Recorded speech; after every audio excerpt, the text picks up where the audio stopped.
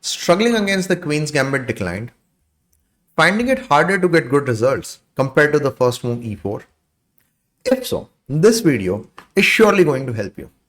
I'll show you how to play the Queen's Gambit declined as black with confidence. I'll cover the key setups, strategic plans, and common mistakes to avoid. By the end of this video, you will have a solid and reliable approach to take on the Queen's Gambit. So let's dive in. So Queen's Gambit is when white starts with d4 and after d5.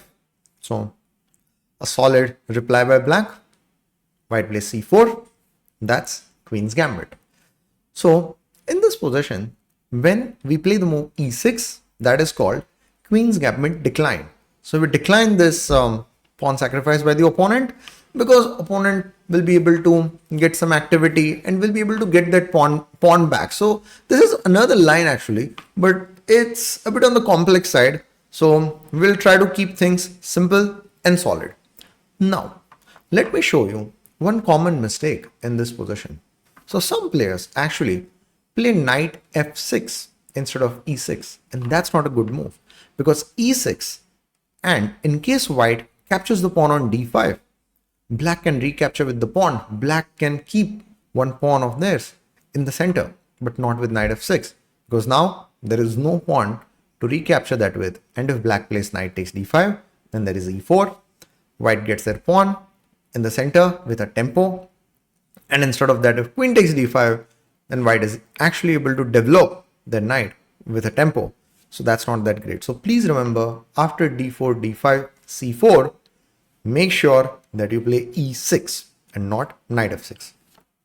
Now, opponent can actually play the move knight c3 or even knight f3. We'll try to see those setups. But one of the good things about the Queen's Gambit decline is that the number of plans, the number of setups that you have to remember are quite limited in number. So even if your opponent changes the move order a bit, plays the setup that you are not familiar with, you can play one of those setups and still end up with a solid position.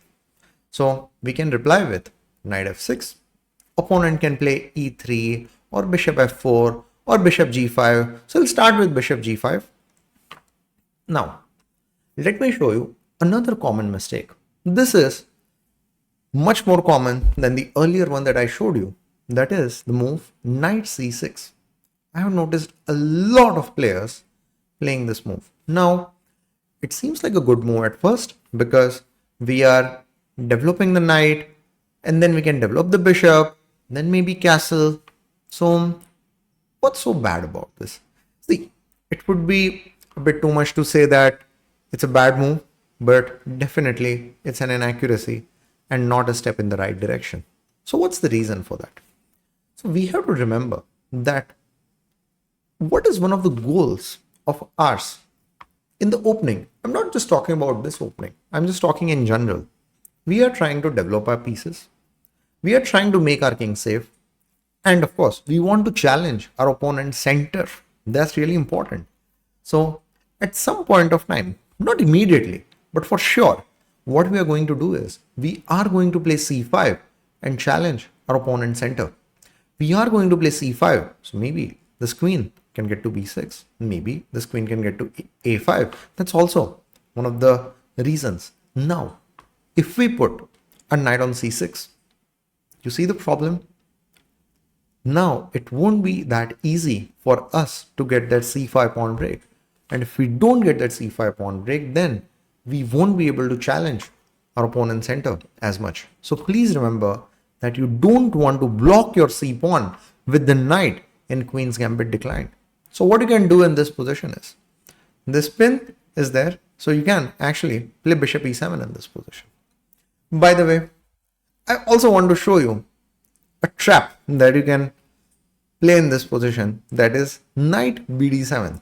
So what's the trap? It looks like, wait, have we just blundered a pawn?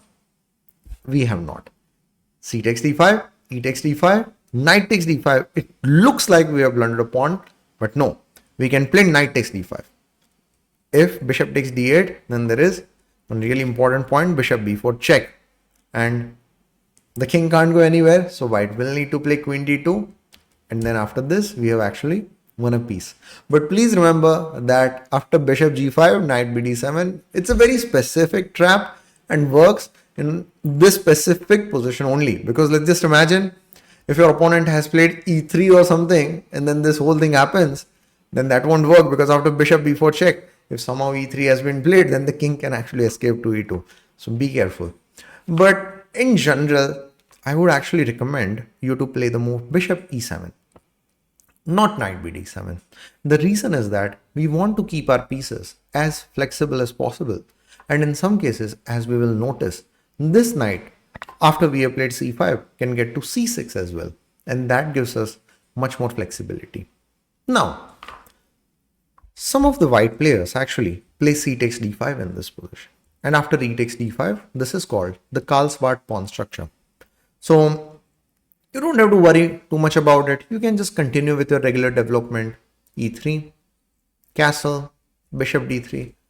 Now, as I mentioned earlier, one of our plans was to play c5 to challenge our opponent's center. But now what has happened is, if we play c5 type of ideas, then in some cases d takes c5 will happen and this will be an isolated pawn. So we don't want that. So please remember that if your opponent captures your pawn early on, you are actually not going to go for the c5 idea, because now the center is stable. You don't need to go for c5. And then you can play c6 instead, strengthening this pawn. Then what's the idea? By the way, opponent is trying to play bishop takes f6 and bishop h7. We can just develop our knight. Wait, the bishop is blocked. It's a temporary thing. We'll do something about it. And then our plan will be to play rook e8. Then we can shift the knight to f8. And then we can develop this bishop. And this is a solid position for black to be in. So once again, please remember, if opponent plays c takes d5, after e takes d5, now that the center is more stable, you don't need to play c5. You can just play c6 later on and then continue with the setup that I mentioned.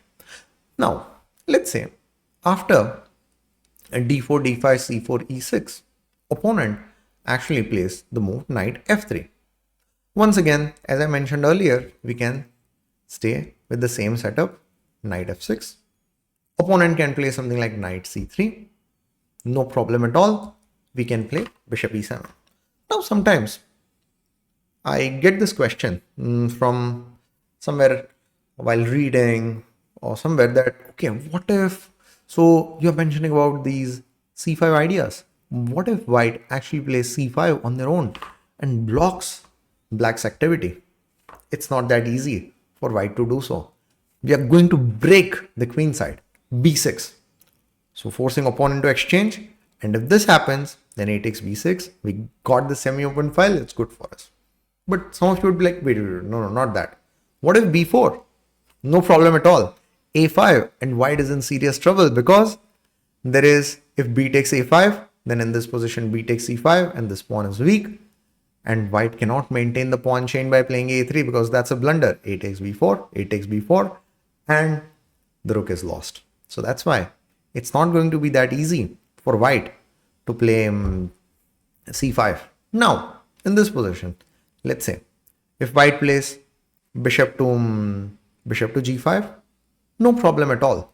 So what we can do in this position is we can actually continue with our regular development of castle.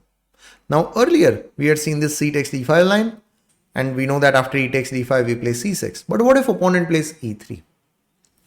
No need to worry. See, now what we are going to do is, because of e6, the c8 bishop has actually gotten restricted. So we are going to actually develop that. But before that, what we can do is we can just play h6, because in some of the lines, the bishop actually on h4 will be a bit more restricted than the bishop on g5. And once we have done that, then it's time to develop that bishop. So we will play b6 and try to get this bishop on this important diagonal. Now, a natural move for the opponent to actually play is bishop d3, because they want to castle. This is the moment that we were waiting for. The moment our opponent develops the bishop from f1 to d3, this is actually an opportunity for us to play d takes c4. How is that an opportunity? Because, let me explain. If we play d takes c4 now, the bishop has traveled to c4 directly from f1. So it took one move.